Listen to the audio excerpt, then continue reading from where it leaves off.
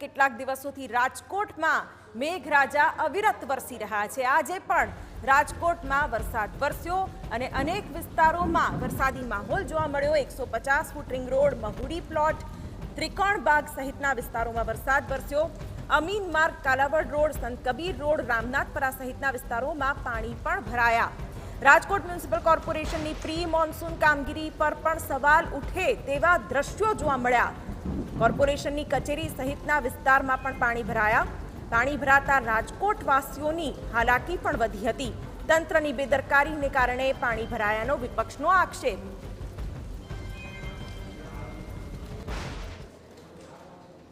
મુશ્કેલી તો પડે જ છે। આમાં જો ચોકની વચ્ચે આ એન્જિનિયરો મન પડે એમ એને કાંઈ ન જોયું કર્યું અને બ્રિજની નીચે મન પડે એમ ખાડા કરીને મોકલીને વહી જાય છે। પછી પર 1 ઇંચ વરસાદ નથી વરસતો તો માણસો હેરાન થાય છે। રાજકોટના નાના મહુવા સર્કલ પાસે પાણી ભરાયા। પાણી ભરાઈ જવાને કારણે બીઆરટીએસ બસ અટવાઈ। બીઆરટીએસના પેસેન્જર અધવચ્ચે અટવાયા। બીઆરટીએસ બસના સેન્સરમાં સમસ્યા ઊભી થતા મુસાફરો મુશ્કેલીમાં મુકાયા।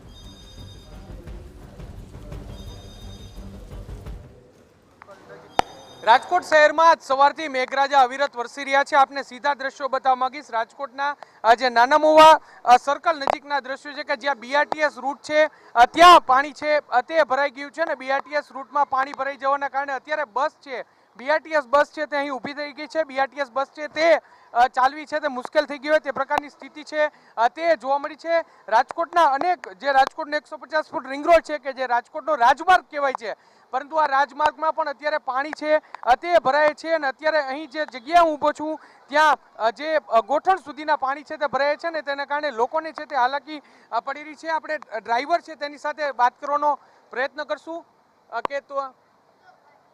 કે આ બસ છે તે કાકા શું બસ બંધ પડી ગઈ છે? સેન્સર બંધ થઈ ગયું। સેન્સરને પાણી લાગી ગયું। સેન્સરને પાણી લાગી ગયું। આટલા બધા મુસાફરો છે, શું વ્યવસ્થા હવે તમે કરો છો? બસ આવે એટલે બીજી બસ આવે છે। આ દર વખતે પાણી ભરાય છે કે પહેલી વાર પાણી ભરાય છે? ખાળ બંધ થઈ જાય એટલે ભરાય છે। આ ખાળ બંધ થઈ જાય ને એટલે પાણી ભરાઈ જાય। ખાળ બંધ થઈ જાય એટલે પાણી ભરાઈ જાય। અહીં પાણી નિકાલની કોઈ વ્યવસ્થા નથી અને એટલા માટે પાણી ભરાય છે ને એટલા માટે તમે દ્રશ્ય જુઓ કે અંદર અનેક લોકો છે તે બીઆરટીએસ બસ છે તેમાં અહીં બેઠા છે અને આ બસ છે તે બંધ થઈ જવાને કારણે અહીં તેઓ અટવાઈ ગયા છે। ડ્રાઈવરનું કહેવું છે કે અહીં પાણી નિકાલની વ્યવસ્થા છે તે નથી કરી। પ્રી મોન્સૂન કામગીરી છે તે તો કરવાના દાવાઓ છે તે કરવામાં આવતો છે, પરંતુ આ તો કેટલી મિસ્ટેક કહી શકાય, કેટલી વાત કહી શકાય કે જ્યાં બીઆરટીએસ રૂટ છે કે જે રાજમાર્ગ કહેવાય છે, જ્યાંથી દરરોજ જે અનેક બસો છે તે પસાર થાય છે અને તે જ જગ્યાએ પાણી ભરાય તો કયા પ્રકારની સ્થિતિ કહી શકાય। તમે જુઓ કે આ ગોઠણ ડૂબ પાણી છે તે બીઆરટીએસ રૂટ ઉપર અત્યારે સ્પષ્ટપણે જોવા મળી રહ્યું છે। બીઆરટીએસ રૂટ ઉપર અત્યારે પાણી છે તે ભરાયું છે ને અત્યારે જે ઇલેક્ટ્રિક બસ છે તેનું સેન્સર છે તે બંધ થઈ જવાના કારણે આ બસ છે તે અહીં અટવાઈ ગઈ છે અને બસની અંદર અનેક મુસાફરો છે તેઓ પણ બેઠા છે અને તેઓ પણ અહીં અત્યારે ફસાઈ ગયા છે।